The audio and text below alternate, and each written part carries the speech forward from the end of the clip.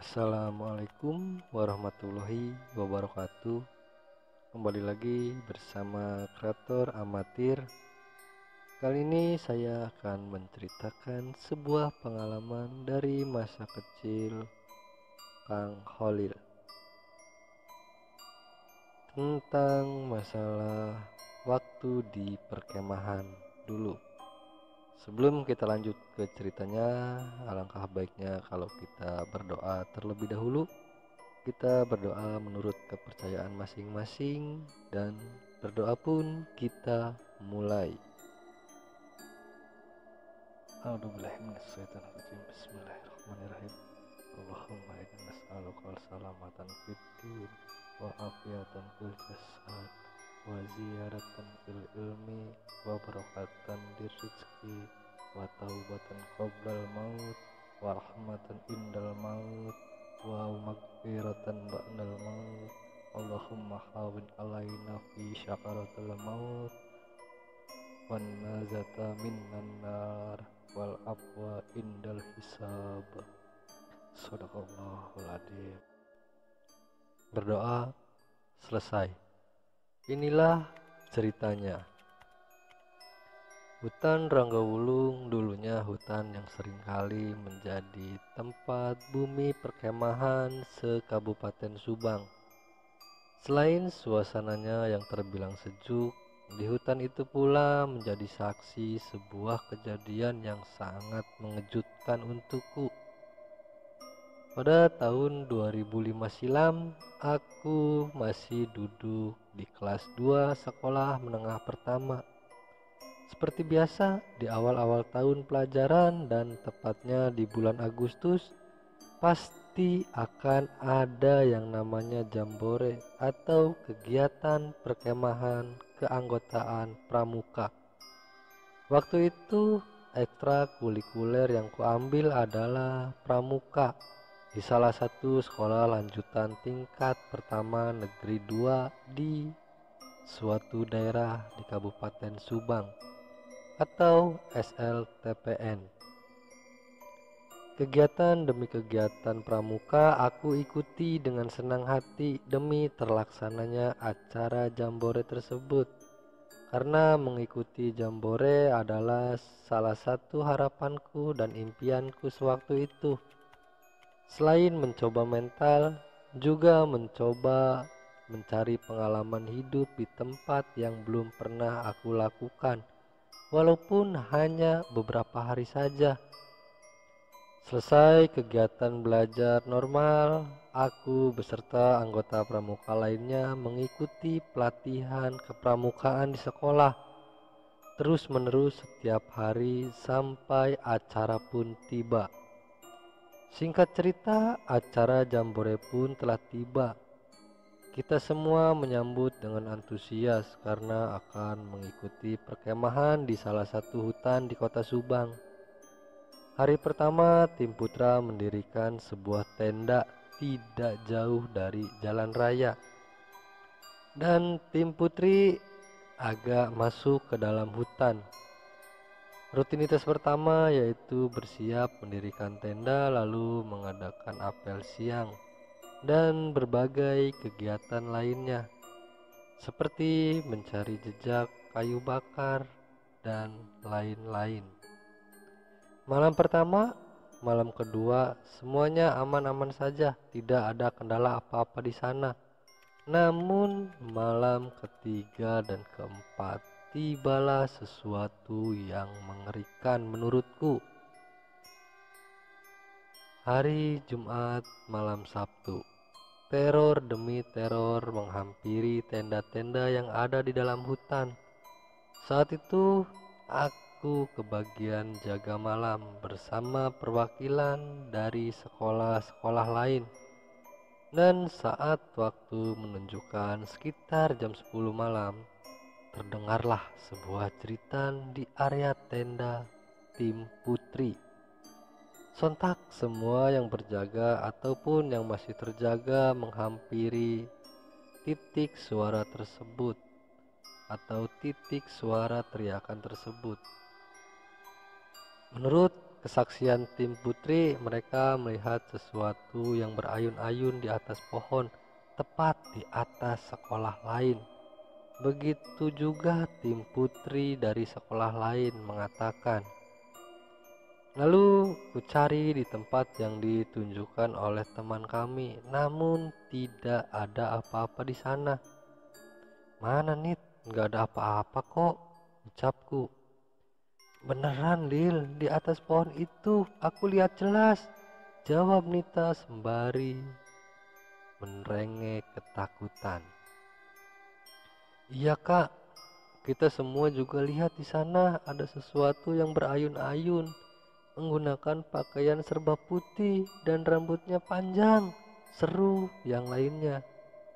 Dengan penasaran, kita semua mencari-cari dan menyentri menggunakan baterai ke setiap pohon-pohon di sekitar situ. Namun tidak juga kami temukan. Lil, Lil, apakah kamu dengar suara itu? Tanya Rama dari sekolah lain. Suara apaan, Mak? Tanyaku penasaran. Suara cewek tertawa cekikikan, Lil, jawab Rama. Mana nggak ada suara apa-apa, jawab teman-teman dari sekolah lain. Gak jelas mas suaranya, kecil, kayaknya bukan di daerah sini deh, jawabku menenangkan yang lain. Ah, mana nggak ada apa-apa kok, aku nggak dengar sama sekali, sambung yang lainnya. Di saat aku memperdebatkan suara itu, tiba-tiba ada beberapa anak-anak dari sekolah menengah atas yang berlari menghampiri kami dengan ngos-ngosan. Katanya dia melihat kuntilanak yang sedang melayang-layang dari pohon satu ke pohon lainnya. Awalnya Diki dari sekolah lain mengira bahwa itu adalah kegiatan yang diselenggarakan oleh panitia-panitia perkemahan. Namun perkiraan itu dibantah oleh Neneng. Bukan, itu bukan bagian dari acara ini. Kalau bagian dari acara ini akan dilaksanakan besok malam, bukan malam ini, jelas Neneng dan kawan-kawan yang masih ketakutan. Di mana tempatnya? Tanya Rama. Di atas, di tempat tim putri sekolah menengah atas, jawab Neneng terbata-bata. Lil, ikut aku dan yang lain berjaga di sekitar sini, perintah Rama pada teman-temannya yang lain. Aku ikut, ucap Rizky dari sekolah menengah pertama lain. Baiklah, ayo Ki, jawabku. Dengan peralatan seadanya dan membawa senter juga obor, aku beranjak ke tempat yang tadi dikatakan oleh Neneng dan kawan-kawannya. Kami bertiga seperti tidak ada takut-takutnya melewati jalan setapak yang dipenuhi tenda-tenda di sebelah kiri dan kanannya. Sampai tiba di tempat kejadian, aku tidak menemukan apa-apa. Hanya suara-suara anehlah yang aku temukan. Namun selintas pandanganku melirik ke sebuah pohon besar, dan di sela-sela pohon itu aku melihat sosok kain putih. Aku saat itu belum bisa memastikan apa kain itu ada anggota tubuhnya ataupun hanya kain yang menyampai di pohon itu saja. Namun terdengar jelas suara cekikikan. Dengan penasaran, aku mendekat pada pohon itu dan seketika kain putih itu pun lenyap tak terlihat. Rizky yang memiliki firasat tidak enak pun meminta aku dan juga Rama untuk kembali ke tempat semula. Rama, Nolil, ayo kembali ke bawah, ucap Rizky. Aku pun mengangguk karena aku juga memiliki firasat yang tidak baik.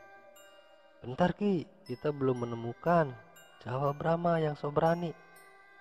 Sudah, nanti kita bahas dan jelaskan di bawah, ucap Rizky. Akhirnya Rama pun mengiyakan dan mengikuti kita untuk meninggalkan tempat tersebut. Di perjalanan aku kembali seperti melihat sosok berbadan besar bertaring, dan berbulu di sela-sela pohon tempat perkemahan tim putra yang posisinya tepat di bawah area sekolah menengah atas.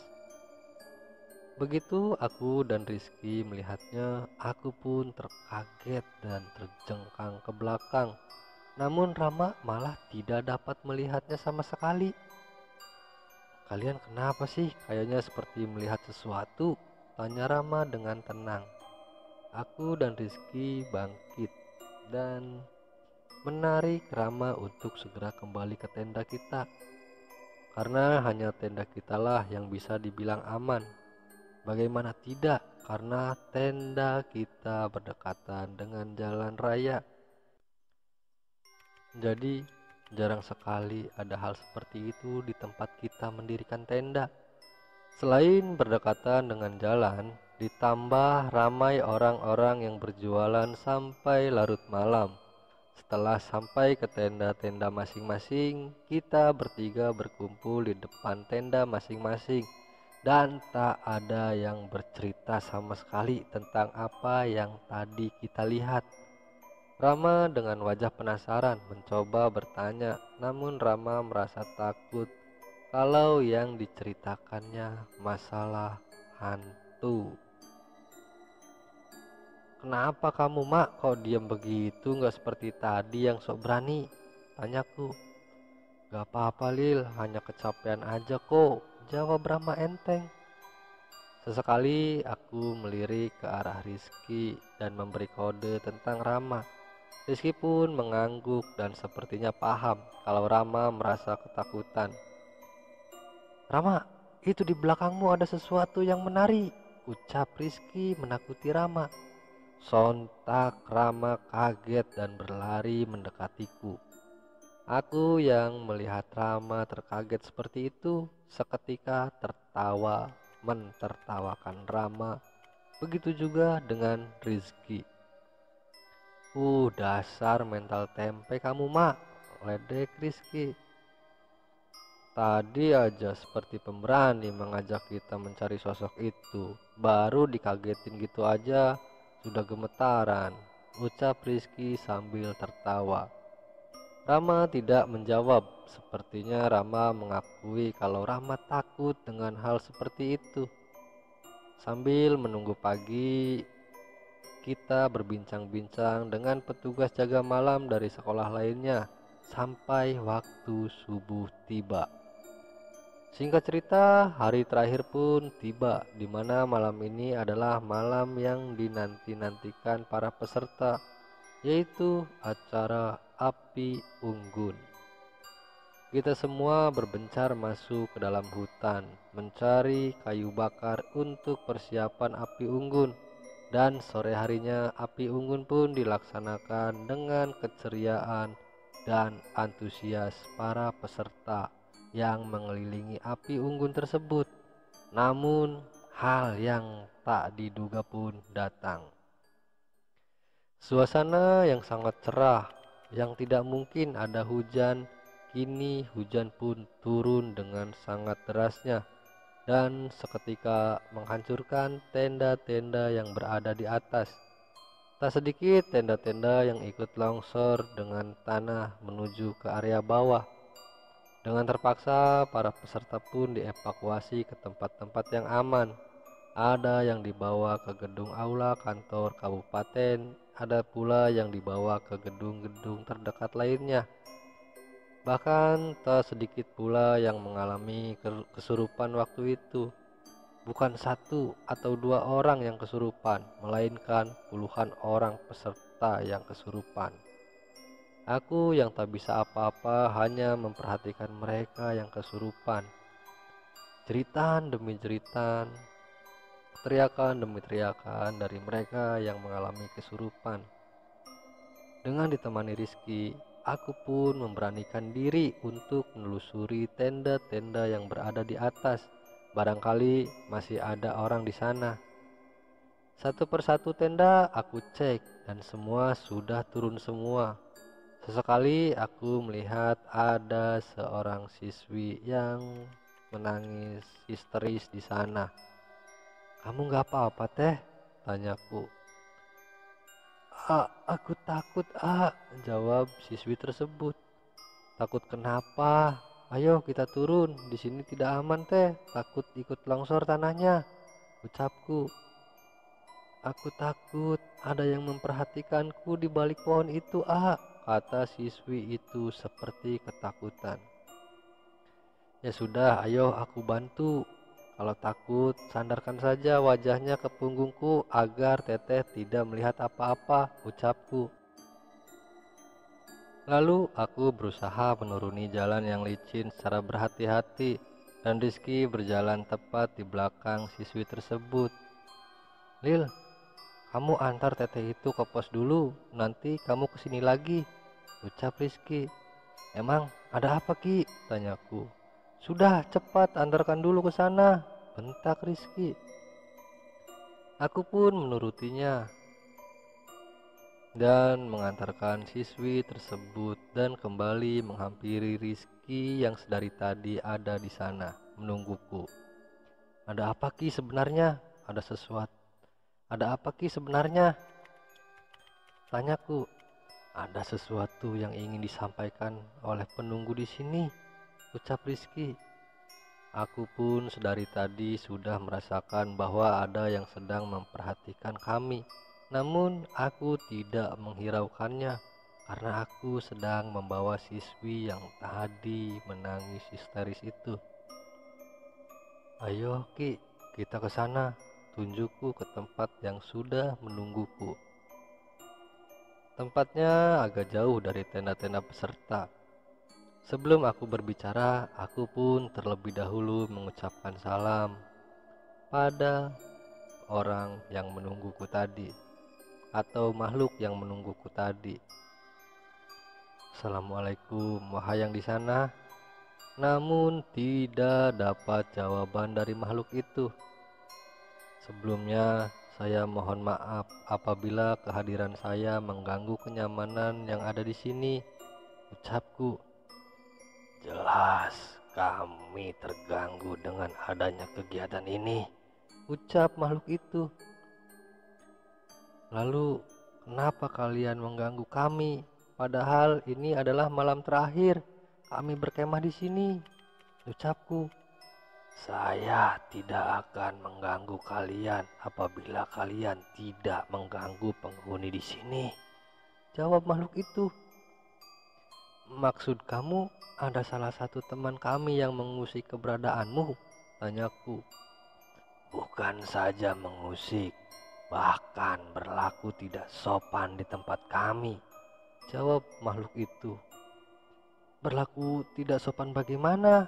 tanyaku. "Tempatku dikotori dengan perilaku-perilaku yang tidak sopan.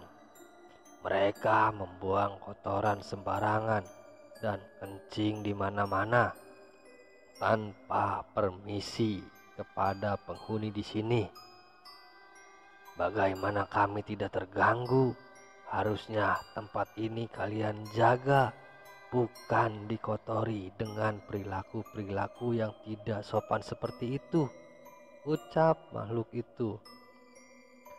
"Andaikan saja rumah kalian dikotori oleh teman-teman kalian, apakah kalian akan diam saja?" tanya makhluk itu. Aku dan Rizky sejenak terdiam.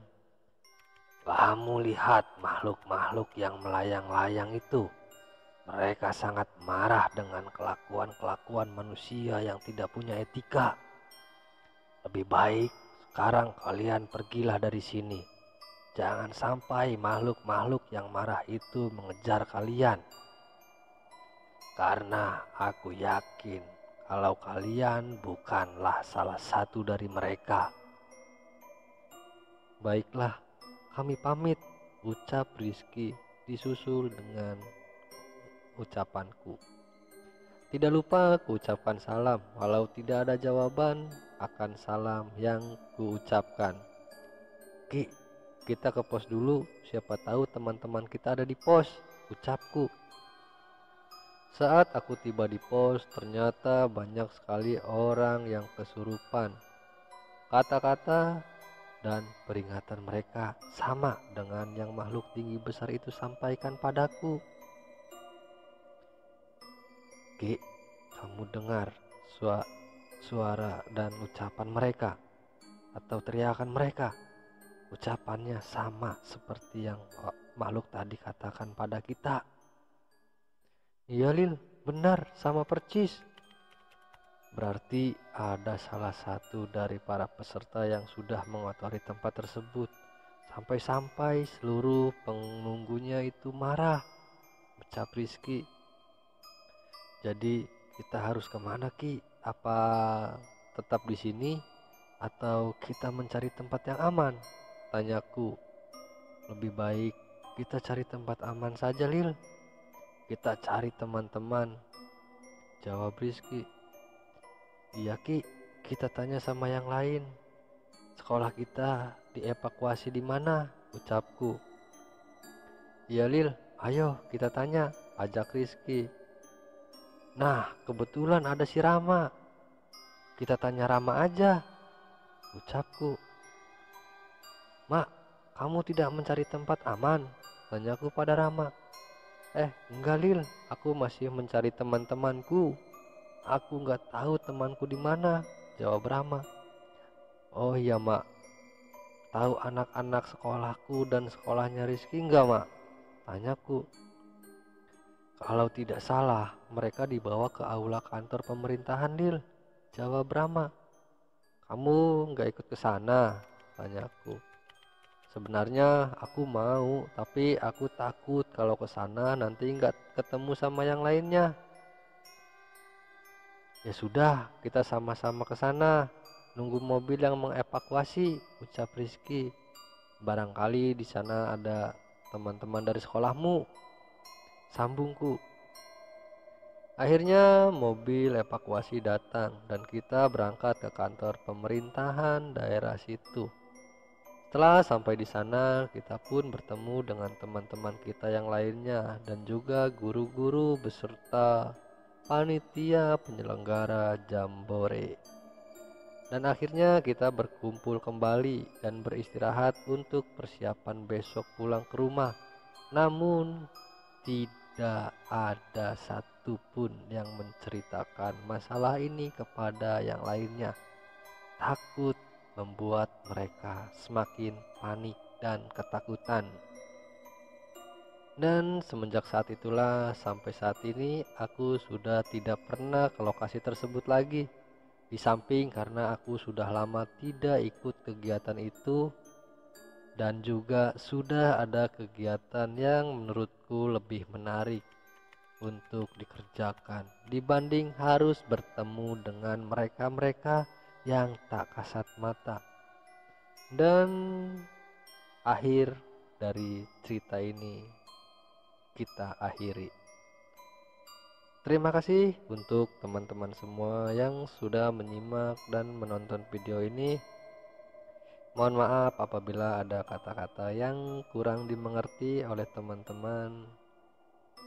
Dan mohon maaf juga apabila ada cerita yang kurang memuaskan, karena ceritanya kami potong-potong demi menjaga privasi-privasi yang lain. Sebenarnya masih banyak kejadian-kejadian namun tidak kami jelaskan karena permintaan dari Kang Holil sendiri. Seperti biasa, untuk teman-teman semua, saya mohon dukungannya dengan cara klik subscribe, like, komen, dan juga share ke media sosial teman-teman semua untuk membantu mengembangkan channel ini. Dan juga nyalakan loncengnya untuk mendapatkan update terbaru dari channel ini. Sekali lagi saya ucapkan wabillahi taufiq wal hidayah. Wassalamualaikum warahmatullahi wabarakatuh.